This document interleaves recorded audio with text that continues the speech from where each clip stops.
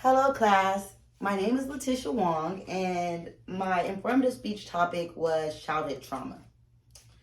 So, I'm going to tell you guys a story about my own childhood trauma. When I was 12, I was taken from out of my home, separated from my siblings, and I was placed into all of these facilities by Children's Services. These facilities were like camps to me. Nothing got better, things got worse. I felt hopeless inside. I felt empty. I felt worthless. I felt like nobody loved me. I felt alone and I felt abandoned. I struggled all the way up until the age that I am now. I take medications on a daily basis and I have monthly therapeutic sessions.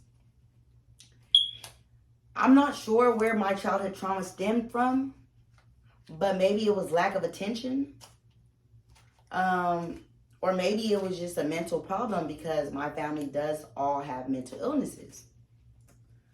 So I'm pretty sure everyone in this classroom is 18 years of age, and if not, have siblings that are not 18, and some of us may even have children.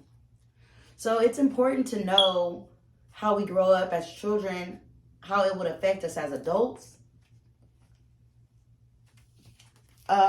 Based on my research that I've done, the way that you're raised and the things that you go through in life has an effect on who you become as an adult. So 3 points that I'm going to cover is who suffers from trauma, what are the effects of trauma, and what are the treatment options available. So first, who suffers from trauma? According to Child Trends, preschool children, elementary school children, high school children, middle school children, and adults.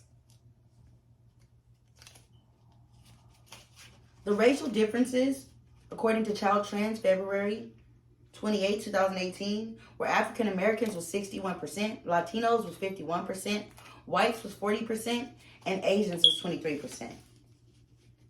Also in another post, according to Hillary L. on June 10, 2021, in the United States, more than 2/3 of children have suffered from some form of trauma. Next, I'll talk about the causes of childhood trauma. According to ACEs2high.com, there's 3 realms of ACEs. ACE stands for Adverse Childhood Experiences. The 3 realms was household, environment, and community. So in the household, it was physical and emotional abuse, neglect, parental mental illness, incarceration. It was domestic violence, bullying, homelessness, and so on.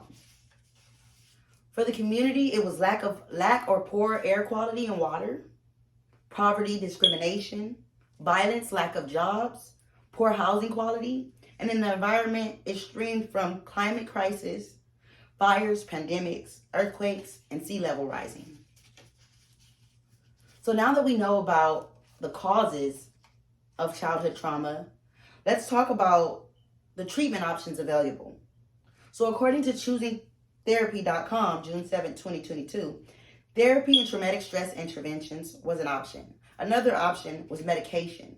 And according to a blog by Casa Plumera staff in June 2009, lifestyle changes such as being healthy, not dwelling on the past, accepting the trauma for what it is, reaching out for help, not isolating yourself.